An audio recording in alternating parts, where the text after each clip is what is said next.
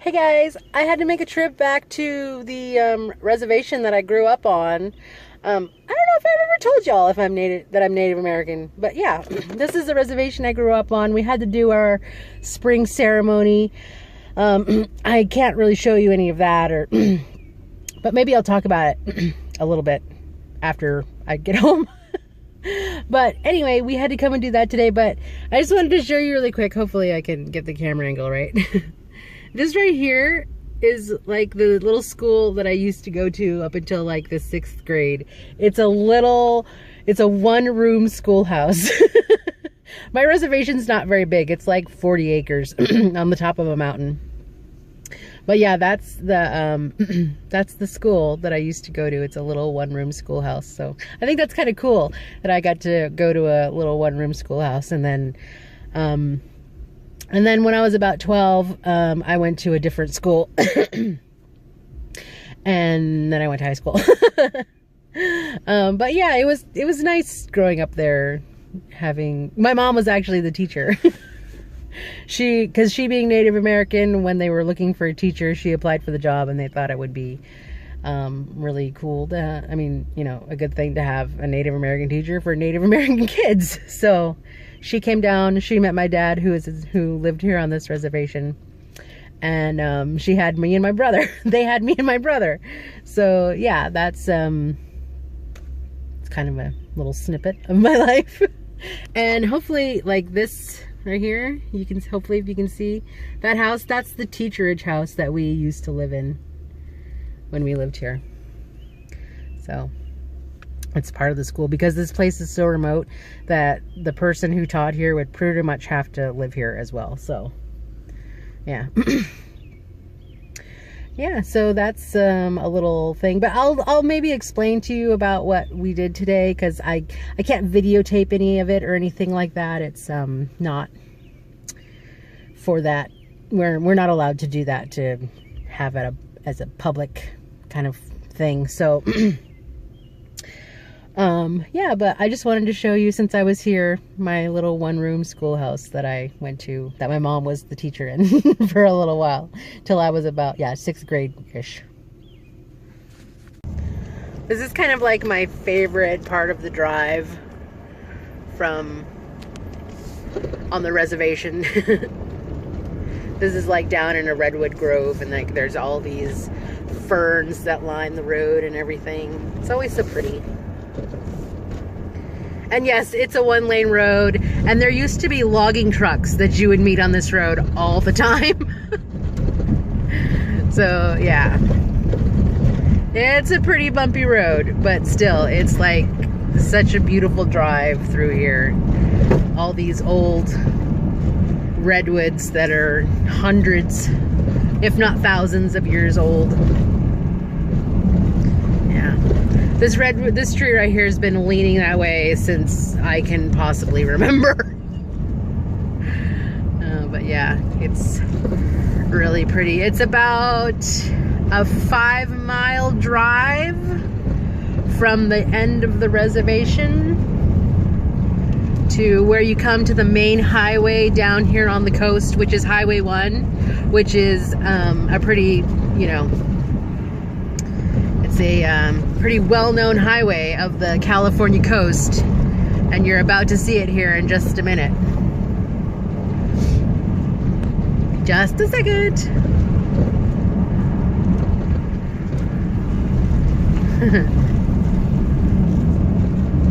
And we come out of the darkness and to the coast.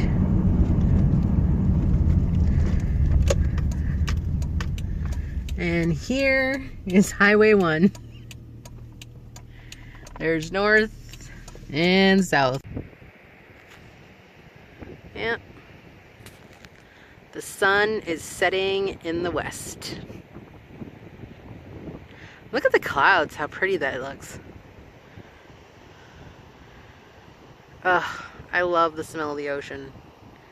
I don't really live near it anymore, so, but yeah, this is where I grew up. This is the area. Not this particular spot, but I'm just stopping to show you guys some of the beauty of where I grew up. And this is the area that that my people, my dad's people, have lived for a few thousand years.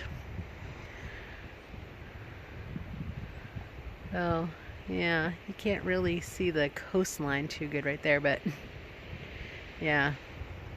This is the Northern California coastline, and I just wanted to show you a little bit of it. Yeah, there's a little beach down there. This is where my people gathered food. They gathered food from the ocean, from the hills. We ate lots of abalone and salmon and seaweed. Those were all things that my people have used to survive these thousands of years on this very spot. It's an ancient world right here. So pretty. Oh, the clouds look amazing right now. So anyway, yeah, just sharing a little bit of myself with you guys. So hope you guys like it. Think it's pretty. I think it's pretty. I was incredibly fortunate to grow up in such a beautiful place. Hi guys, so I was going to tell you about my trip to the reservation yesterday and what it's about. I can't tell you too much because it's not really not really something we do out in the public or anything like that, but I can tell you the basic gist of why. It's called our strawberry picnic, and basically it's when we give thanks for the renewal of all of the berries and all of the all the animals that are reborn, all the plants that we used for our medicines and things like that. And so it's basically us recognizing the season of the spring and how things renew, and us being grateful that the earth has renewed itself once again. And we hope that it continues to do such things, so that it's what kept our ancestors alive, and hopefully it's what'll keep us alive. And so that's what it's basically about. And we as women have our roles to play in in the cooking and things like that. There are rules that we have to follow, and certain things that we have to bring. And the men have their roles. There are certain things that they are in charge of doing, and that they have to take care of, and then things that we take care of. So there's usually a head man who handles the barbecue, and he kind of tells the men who work not for him, but they follow his lead, and then those men tell their sons or their nephews or their little brothers, they're teaching them along the way, so that when they become older, they know what to do. And same goes for us. My cousin is the head waitress, she's called, and we work for her. She basically tells us how to do things, and hopefully we're learning so that she doesn't have to tell us so much anymore. We just know what to do. And then we teach our younger sisters or our nieces or our daughters, and they have their little jobs that they do. And then as they get older, you move up to become become part of the waitress group of girls. And so it's that's how we've always done things, is you teach your children, and when they get to a certain age, they're allowed to do things. And then when they get to a certain age, and then when you get to an elder, and so on and so on. So that's basically the gist of it. It was 4 nights of prayer and 4 nights of singing our traditional in our traditional language, and then it culminates with the picnic. And it's prayer that we can keep doing what we need to do to take care of where we live so that these things can keep happening. And because if we let things die, or if we don't take care of them, they're going to go away. And, you know, what are we going to be left with? Nothing. So that's what it's about, basically. And it's a nice time. It is a good time. It's not, there are certain rules that have to be followed, but if you follow those rules, it's not, you know, not a big deal. So, but it is nice. It is a lot of work. It is a long, long day, especially for our head waitress. She works tirelessly. She really does. And, but it is a nice time to be with family. I didn't get to see my aunts all that much, so it was nice to see them. And yeah, and at the end, you know, we end up probably being able to feed maybe 200 people, but usually there aren't that many people there, but because we do invite people, but sometimes just because of the date, they can't make it or whatever. But yeah. But everybody gets to take home. We package everything, all the food up afterwards, and then we send it home with our guests, so that they can still have all that stuff, Because seriously, like there's probably enough to feed 200 to 300 people sometimes. But it is a good time. It's a lot of fun, and it helps me feel good to that I'm still participating in the traditions of you know, that my aunts and uncles and dads and my grandmas and then, you know, their ancestors, that I'm continuing that because I want to continue that. I don't personally know if I'll have any children, but, you know, I can at least pass those things, that knowledge on to my nieces in hopes that they'll know who they are as well.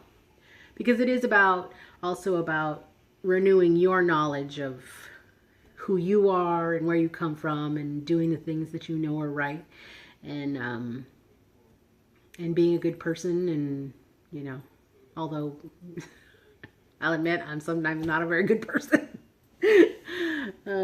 but it's the idea that we need to try to be that. So, but it's a good day. It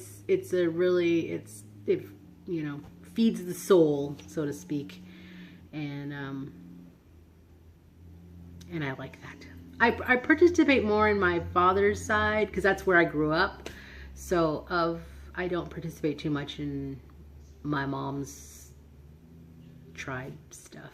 So, but after a certain age, you don't do any of the dancing or anything like that anyway, and I'm past that age, so I can go and watch and be a part of it, but I couldn't participate really anyway, so at the age that I am. But yeah, that's pretty much what was going on yesterday, so I thought I'd just share so you can explain a little bit about it. And it was a nice day.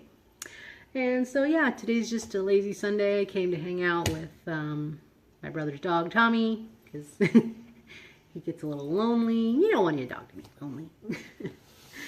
And yeah, so I thought there was this nice window with some nice lighting. I'll take a minute.